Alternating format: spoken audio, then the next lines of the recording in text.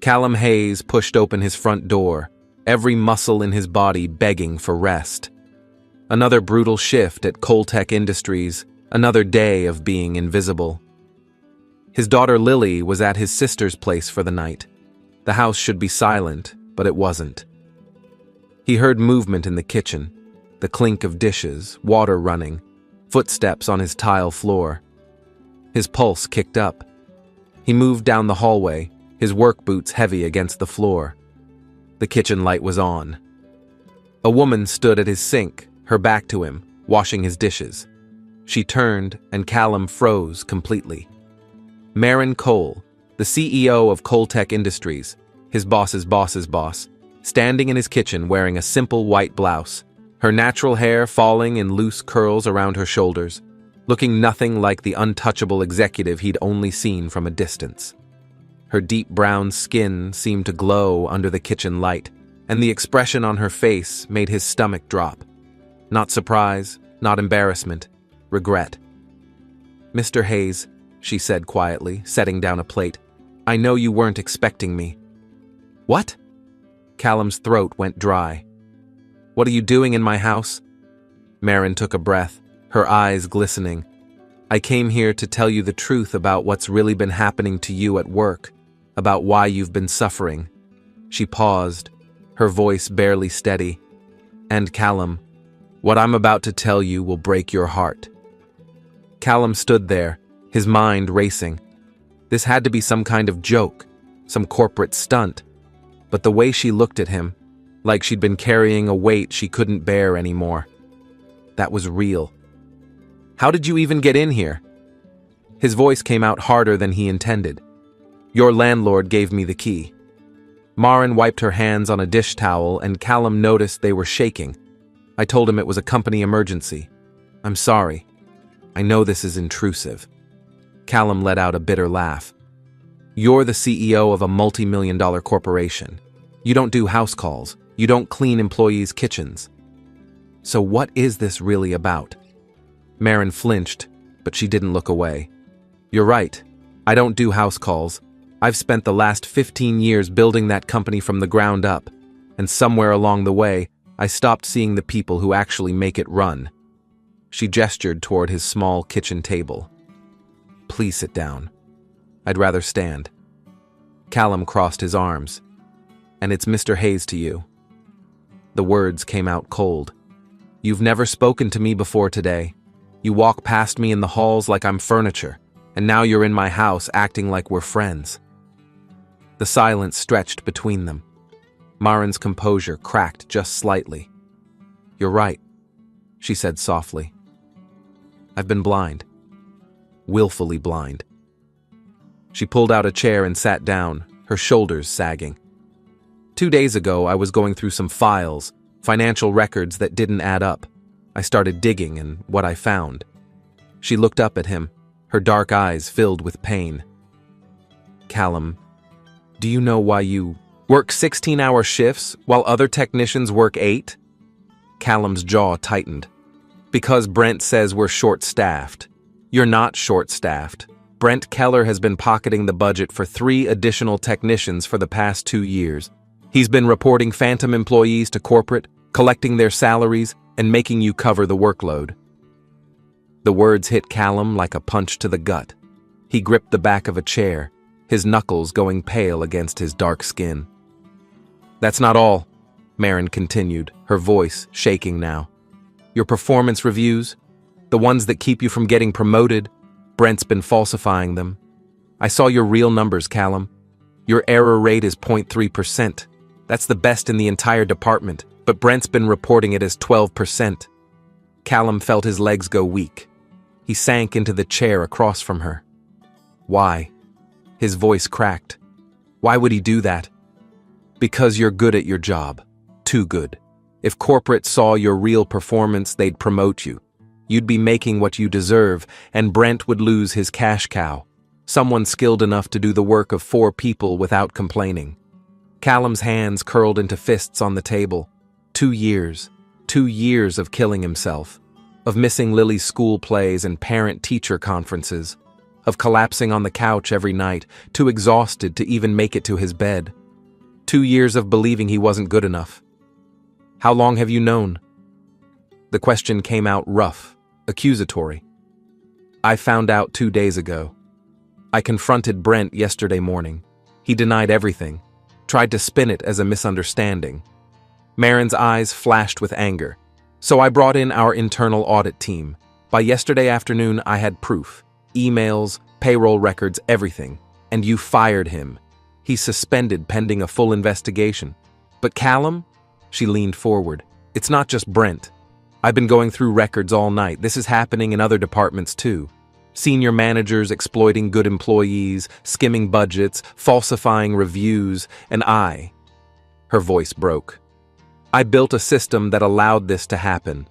I was so focused on quarterly earnings and shareholder value that I stopped seeing the people bleeding to make those numbers possible. Callum stared at her. In all the years he'd worked at Coltech Industries, he'd never seen Marin Cole as anything but untouchable, cold, powerful. But sitting across from him now, with dark circles under her eyes and guilt written across her face, she looked devastatingly human. Why are you telling me this? He asked quietly. Why come to my house? Why clean my kitchen? Marin's eyes filled with tears.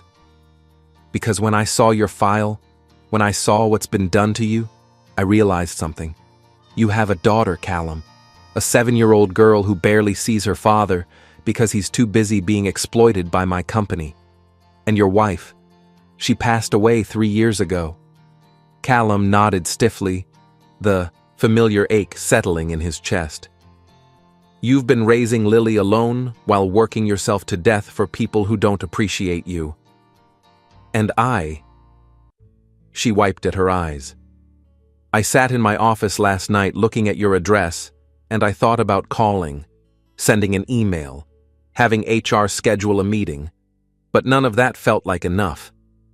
You deserved more than corporate speak and empty apologies. She gestured around his modest kitchen, the dishes she'd washed, the floor she'd swept, the coffee maker she'd cleaned. I know this doesn't fix anything. I know showing up here is intrusive and probably insane. But I needed you to see that I know, that I'm not hiding behind my title or my lawyers, that I'm willing to stand in your kitchen and face what my company has done to you. Callum felt something crack open in his chest. Anger, yes, but underneath it, something else. Something that felt dangerously close to hope. What happens now? He asked. Marin straightened, and Callum saw a flash of the CEO again, the woman who'd built an empire. Now I make this right. Callum sat back in his chair, studying Marin's face. The anger was still there, simmering beneath his ribs, but the curiosity was winning out. Make it right how? He asked. You're going to fire Brent and call it a day? Write me a check and hope I forget about the last 2 years? No. Marin's voice was firm. I'm going to overhaul the entire system. New accountability measures, independent review boards, direct channels for employees to report abuse without fear of retaliation. She paused. And I'm offering you a position. Senior Operations Manager. 40% salary increase, real benefits, reasonable hours. Callum laughed, but there was no humor in it. Just like that, you wave your magic wand and suddenly I'm management. You've been doing management-level work for 2 years without the title or pay. I'm not doing you a favor, Callum. I'm correcting an injustice. Right. He stood up, pacing to the sink. And what do you get out of this? A feel-good story for the company newsletter. CEO saves struggling single dad. That's not fair, isn't it? Callum turned to face her. You said it yourself. You've been blind to this for years, and now suddenly you care. Forgive me if I'm skeptical about your timing. Marin stood too, her composure slipping. You think I don't know how this looks? You think I'm not disgusted with myself? Her voice rose. I built that company with my own hands. I worked 80-hour weeks. I sacrificed everything, relationships, health, any semblance of a normal life. And for what? So people like Brent could game the system while people like you suffer? Then why didn't you notice sooner? Because I stopped looking. The words burst out of her. I stopped walking the floors. I stopped talking to people who weren't executives. I convinced myself that if the numbers looked good, everything was fine. But numbers don't show you a man collapsing on his couch every night because he's too exhausted to put his daughter to bed properly. They don't show you someone skipping meals because they're not sure they can afford groceries and rent in the same week. Callum went still. How did you know that? Your file, your salary versus your expenses. It doesn't take a genius to do the math. Marin's voice softened. Callum, I'm not here because I want to feel better about myself. I'm here because I can't unsee what I saw, and I can't live with myself if I don't try to fix it. The kitchen fell silent, except for the hum of the refrigerator. Callum wanted to stay angry. Anger was safe. Anger kept him from hoping, from trusting, from getting hurt again. But something in Marin's eyes, raw and vulnerable and utterly sincere, made it hard to hold on to. I don't need your pity, he said quietly. Good, because I'm not offering pity. I'm offering respect and a partnership. Marin stepped closer. You know that company inside and out. You know where the problems are because you've lived them. Help me fix this, not just for you, but for everyone else stuck in the same trap. Callum crossed his arms. And if I say no, then you say no. I'll still make the changes. I'll still deal with Brent and anyone else who's been exploiting my employees. But it won't be as effective without someone who understands what it's really like down there. She met his eyes. I need you, Callum. The company needs you. And whether you believe it or not, I think you need this too. Before Callum could respond, he heard the front door open. Daddy. His heart stopped. Lily wasn't supposed to be home until tomorrow. Small footsteps patted down the hallway, and then Lily appeared in the kitchen doorway, still in her pajamas, her braids slightly disheveled, dragging her stuffed rabbit. His sister Tessa appeared behind her, looking apologetic. Sorry, Callum.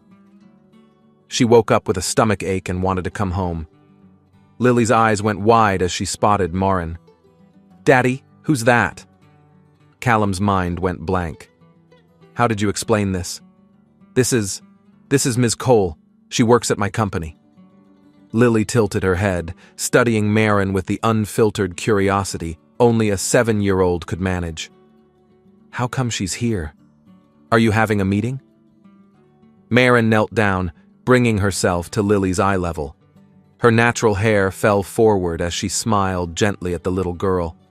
Hi, Lily. Your dad and I were just talking about work stuff. I'm sorry if I interrupted your bedtime. It's okay. I don't feel good. Lily clutched her rabbit tighter. You're pretty. Are you Daddy's friend? Something flickered across Marin's face. Surprise, then a softness Callum had never seen before. I'd like to be, Marin said gently. If that's okay with you? Lily nodded seriously. Daddy doesn't have many friends. He's always too tired. The words hit Callum like a physical blow. Out of the mouths of children came truths you couldn't escape. Tessa cleared her throat. I'll get her some ginger ale. Callum, can I talk to you for a second? Callum followed his sister into the living room, leaving Marin and Lily in the kitchen. Through the doorway, he could see Marin showing Lily something on her phone, probably pictures, judging by Lily's delighted giggles. What's going on? Tessa whispered, her dark eyes wide with concern. That's Marin Cole. The Marin Cole. Why is she in your house at 9 o'clock at night? It's complicated. Callum. Tessa gripped his arm. Is everything okay? Are you in trouble? No, maybe. I don't know. He ran a hand through his short hair. She found out some things about work, bad things, and she's trying to fix them.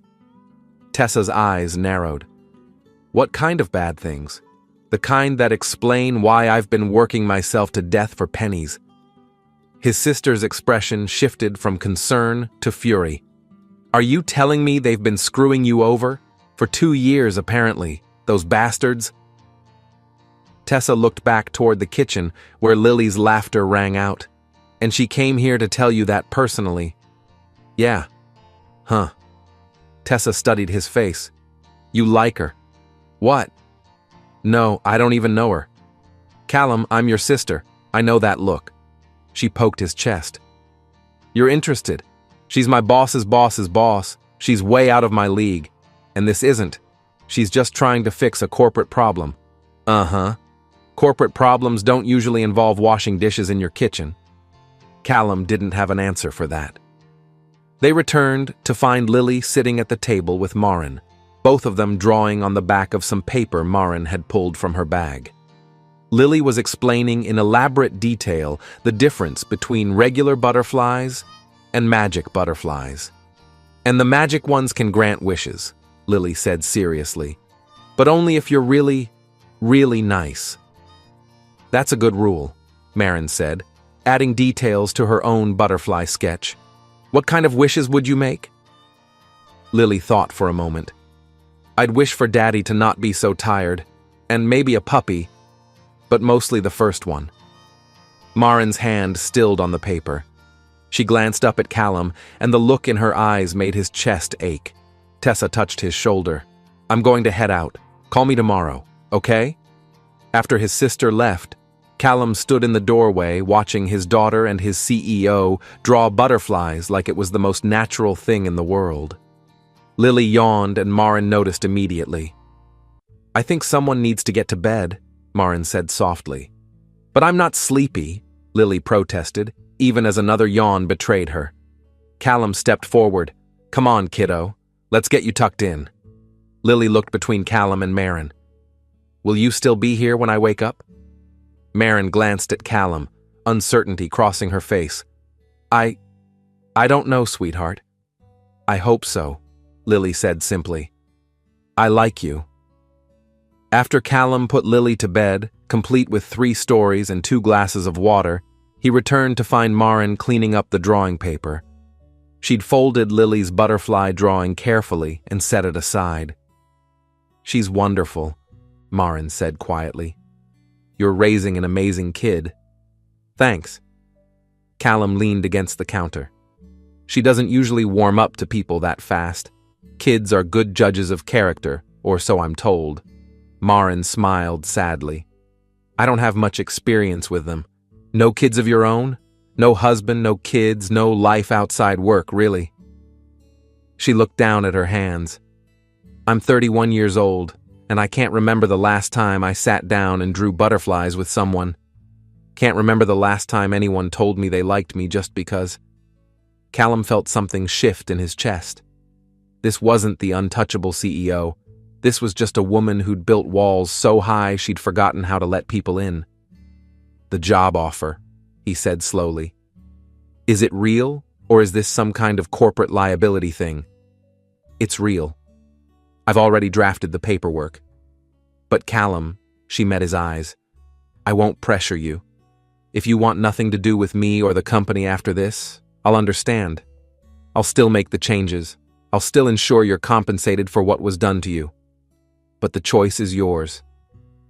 Callum thought about Lily's words. Daddy doesn't have many friends. He's always too tired. He thought about 2 years of killing himself for nothing. 2 years of believing he wasn't good enough. And he thought about the woman standing in his kitchen who could have sent an email or a lawyer, but instead showed up to wash his dishes and face him like a human being. I'll think about it, he said finally. But I need time. It's a lot. Of course. Maren picked up her purse. Take all the time you need. I'll have HR send over the details of what we're offering. No obligation. She moved toward the door, then paused. Callum, for what it's worth, I meant what I said about needing you, but more than that. She turned back. Thank you for letting me sit with Lily tonight. I didn't realize how much I'd been missing until I saw it through her eyes. After she left, Callum stood in his quiet kitchen, staring at the butterfly drawing on his table. For the first time in 2 years, he felt something he'd almost forgotten. Hope. 3 weeks later, Callum walked through the glass doors of Coltech Industries with his new security badge clipped to his shirt, Senior Operations Manager. The title still felt surreal. The changes had started immediately. Brent Keller was gone, fired after the full audit revealed he'd stolen over $200,000 in phantom salaries. 2 other department heads had been let go, and Marin had been true to her word. Independent review boards, anonymous reporting channels, company-wide audits. But it was the smaller changes that hit Callum hardest. The break room on the operations floor now had actual coffee, good coffee. The overtime policy had been rewritten, and every technician now had their real performance reviews on file. Callum's first week in management had been overwhelming, learning new systems, meeting with teams, trying to figure out how to lead people who'd been his peers just days ago. But Marin had been there every step, not hovering, just present, available, real. And somewhere in those late-night strategy sessions and early morning coffee runs, something had shifted between them.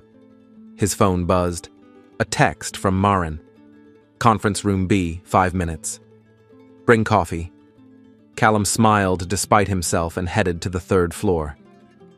Marin was already there, standing by the window overlooking the city, her blazer draped over a chair. She looked tired, but lighter somehow, like she'd been carrying a weight and finally set it down.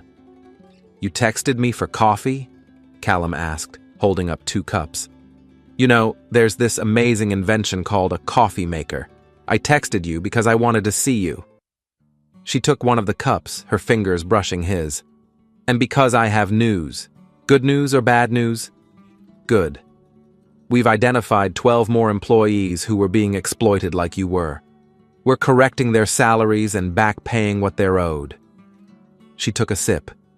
"It's costing the company $3 million. The board is furious. And you don't care. I care that we're doing the right thing." Marin turned to face him fully. "The board will get over it, and if they don't, they can find a new CEO." Callum studied her face. "You'd really walk away? From the company I built? It would hurt, but yes." Her voice was steady. "I'd rather lose the company than lose myself again. I spent 15 years becoming someone I don't recognize. Someone who'd walk past good people suffering and not even notice." She paused. "Someone who'd never sit at a kitchen table drawing butterflies with a 7-year-old. Lily asks about you, you know, almost every day." Something soft crossed Marin's face. "Yeah? Yeah. She wants to know when you're coming over again. I keep telling her you're busy, but..." Callum set down his coffee. She's not the only one wondering. The air between them shifted, charged with something unspoken. "Callum, I know this is complicated. I know there are rules about fraternization and power dynamics and all that corporate stuff, but I can't stop thinking about you."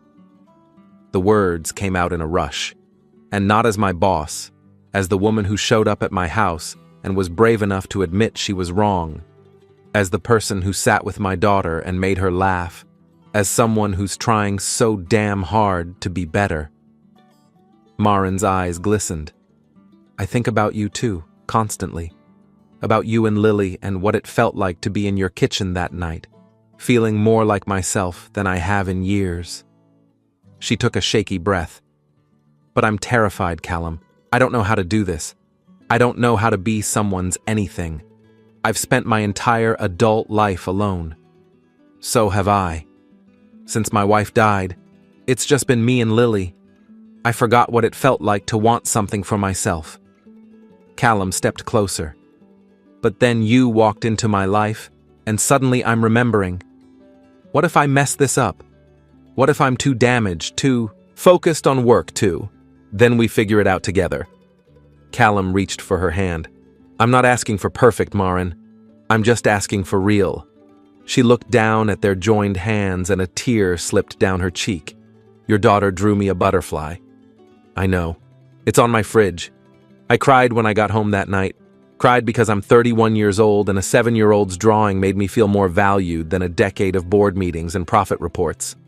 She laughed wetly. "How pathetic is that?" "It's not pathetic. It's human." Callum squeezed her hand. Come to dinner tomorrow night. Nothing fancy. Just me and Lily and whatever I can manage to cook without burning. Maren looked up at him, hope and fear warring in her eyes. Are you sure? I'm terrified, but yeah, I'm sure. She nodded, a real smile breaking through. Okay, tomorrow night. The next evening, Callum burned the chicken. Of course he did. He'd been too nervous to focus, too busy making sure the apartment didn't look like a disaster zone. Lily had helped, which meant her toys were now neatly organized in somewhat chaotic piles. When the doorbell rang at 6:30, Lily sprinted for the door. I'll get it. I'll get it. Callum caught her before she could yank the door open. Easy, kiddo. Let's use our manners, remember?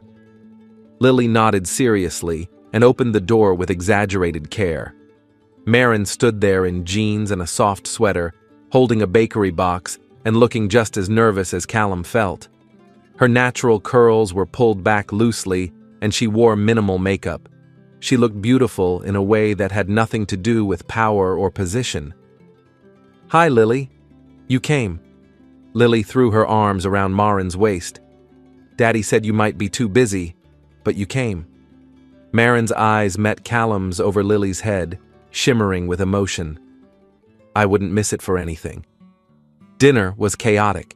The chicken was definitely overcooked. The vegetables were somehow both mushy and undercooked, and Lily spilled her juice twice. But Maren laughed, really laughed, when Lily told her about the science project that exploded in class. And when Callum apologized for the third time about the food, Maren just smiled and said it was perfect. After dinner, Lily insisted on showing Maren her room. Every toy, every book, every drawing on her wall.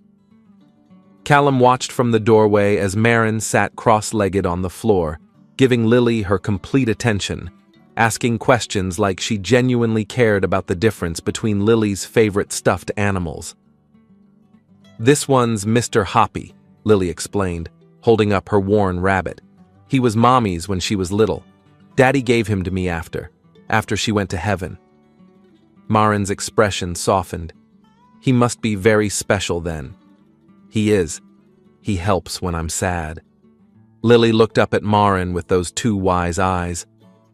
Do you get sad sometimes? Yes, sweetheart. I do.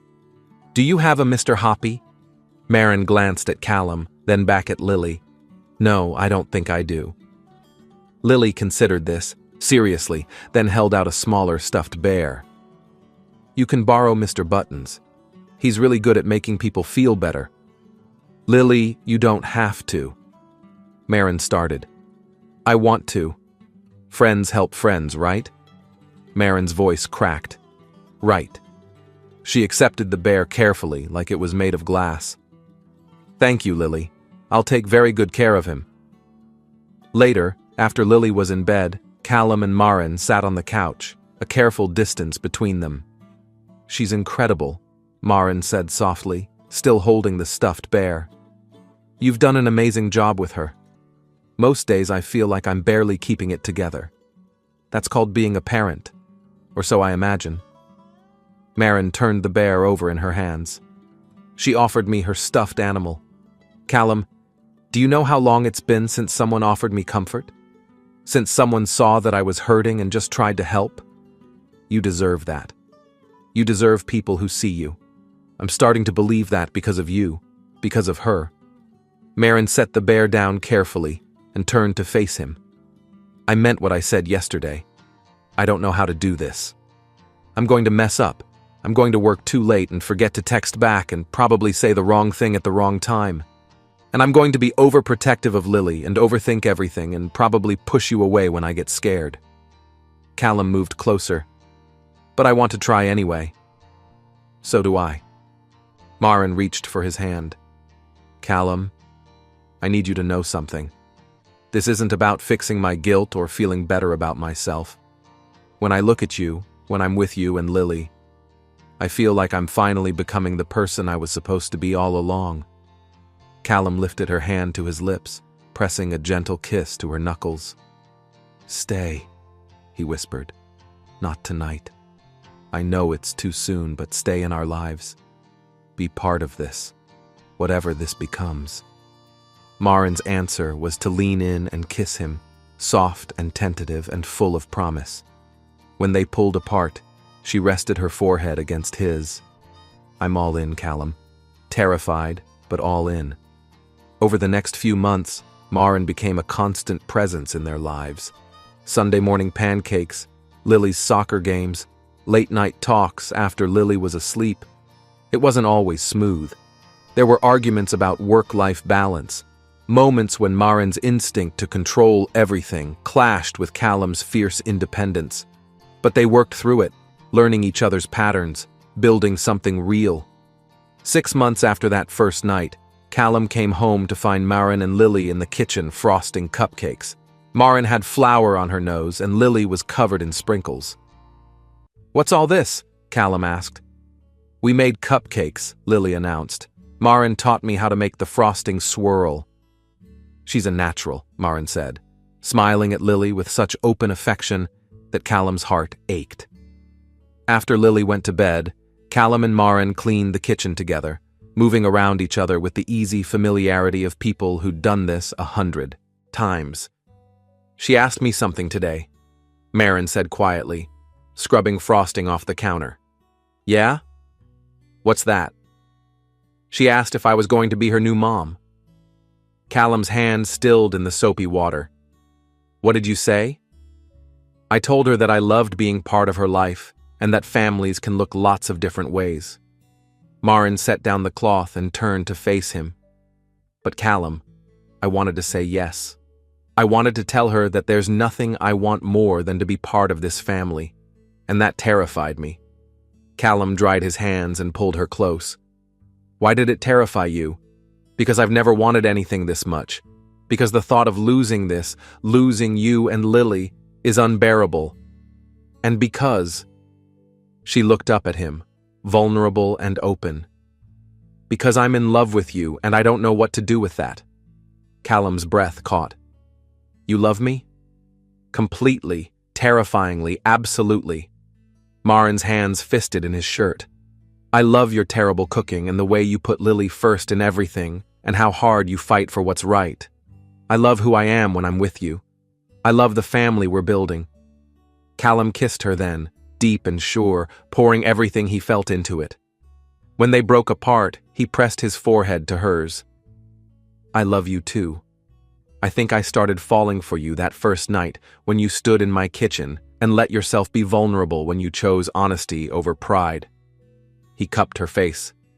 "You've changed my life, Marin. Both our lives. So what do we do now?" Callum smiled. "Now we keep building. One day at a time, one burned dinner at a time, one butterfly drawing at a time."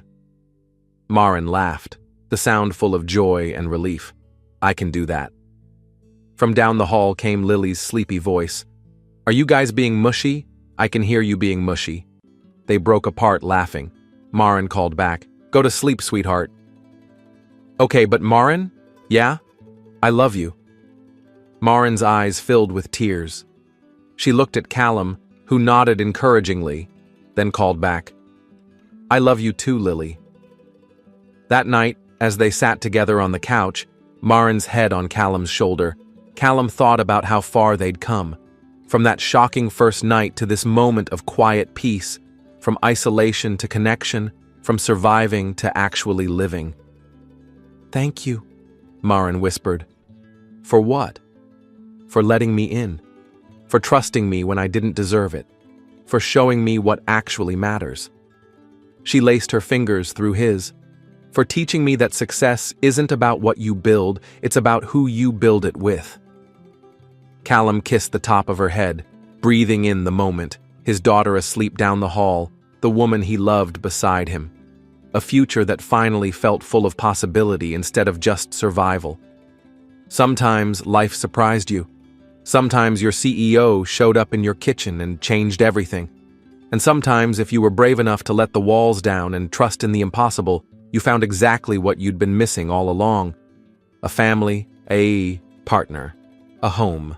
Not perfect, but real. And that was more than enough.